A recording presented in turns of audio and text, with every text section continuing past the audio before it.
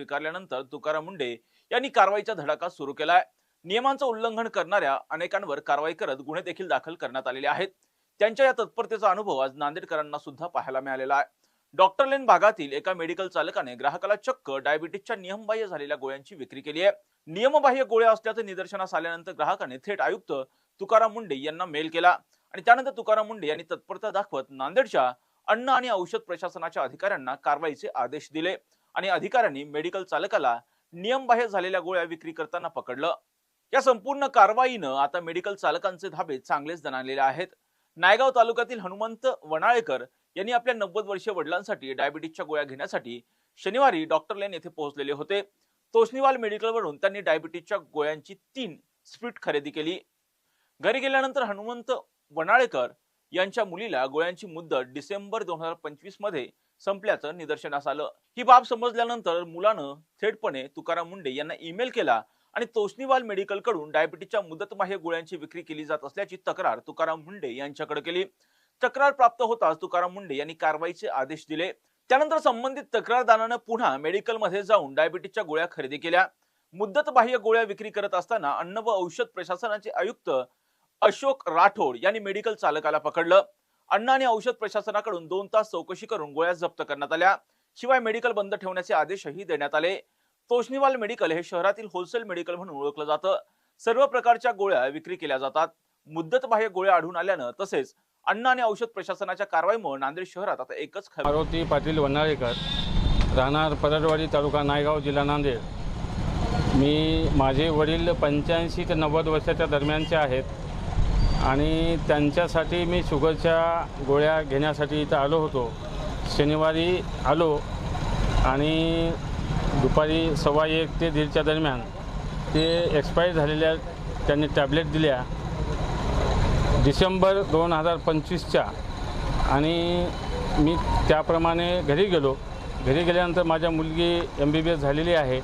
माझ्या मुलीने सांगितल्यानंतर मी मग प्रशासनाला म्हणजे आयुक्त कार्यालयाला मेल केला या संदर्भामध्ये आणि मग या नांदेडच्या ऑफिसलाही मेल केला। याप्रमाणे मी तक्रार केलेली आहे। कोणत्या गोळ्या होत्या ती? शुगरच्या आहेत। कोणासाठी घेऊन जाणार? इथं तोष्णीवाल मेडिकलवरून। नंतर काय आयुक्त साहेबांना मेल केला का? मी ते एक्सपायर्ड गोळ्या असल्याने मी मेल केलेला आहे। म्हणजे चुकीच्या गोळ्या म्हणजे एक्सपायरी झालेल्या जे तारीख संपलेल्या गोळ्या दिल्या म्हणून मी मेल केलेला आहे। आज पण त्या गोळ्या घेण्यासाठी आल्या होत्या? हो, आज माननीय इथले जे सहाय्यक आयुक्त राठोड साहेब आहेत त्यांनी माझ्या पाठीमागे होते। मग मी समोर येऊन गोळ्या घेण्यासाठी आलो आणि त्यांना तीच गोळ्यांची मागणी केली आणि तीच त्यांनी मागच्याच अजून तारीख संपलेल्याच गोळ्या दिलेल्या होत्या। बरं, हा मेल कधी टाकला होता तुम्ही? मी शनिवारी म्हणजे 13 तारखेला। रिप्लाय आला? रिप्लाय संबंधित कार्यालयाशी म्हणजे कार्यालयाकडे पाठवलं म्हणून रिप्लाय आला।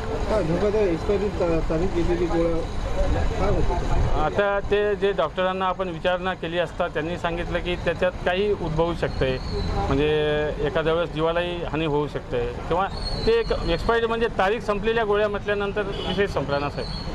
बरं, आता तुमची मागणी काय म्हणजे म्हणणं काय? नाही, माझं म्हणणं काही नाही। एक्सपायर गोळ्या विकू नये, कोणत्याही मेडिकल स्टोअरने ठेवू नये व जनतेने एक्सपायर झालेत का काय झालेत त्या पॉकेटवरती पाहावं या मताचा मी आहे।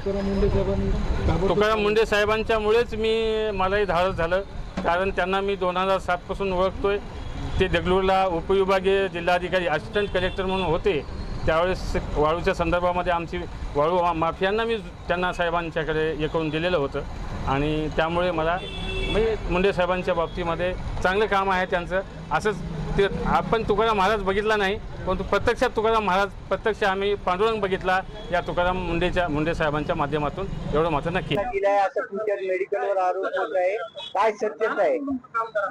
हे आता जे आलेले कस्टमर आहेत हे माझे मागच्या 10 वर्षापासूनचे कस्टमर आहेत। 10 वर्षापासून ते माझ्याकडनं औषधी घेतात। यावेळेस चुकून कोणीतरी एक्सपायरी आणून दिलेली आहे आम्हाला आणि ती आमच्याकडे मुदतबाह्य औषधीमध्ये ठेवल्या जाते। परंतु काल जी आहे आम्ही होलसेलरला परत करत असतो, परंतु ती 3 महिन्यापेक्षा जास्त असलं तर होलसेलर घेत नाही।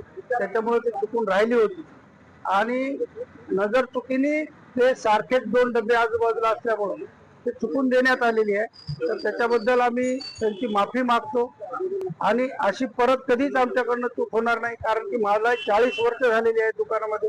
नांदेड शहरामध्ये जिथं कुठं काही मिळत नाही ते तोष्णीवाल मेडिकलला मिळतं. बरं, तुमच्या हे इथे जे वाक्य आहे FBI ची कारवाई झाली का? आमच्याकडे आहेत आणि त्याची व्यवस्था ते त्यांचे काम करत आहेत आणि आम्ही याच्यानंतर आमचं काम व्यवस्थित करू. 100% रुग्णाची काळजी घेऊ. सामाजिक कार्यामध्ये आम्ही नेहमी अग्रेसर राहतो आणि रुग्णाचं आरोग्य जपायचं हेच काम आमचं आहे आणि हेच ब्रीदवाक्य घेऊन मागच्या 40 वर्षापासून काम करत आहे. धन्यवाद.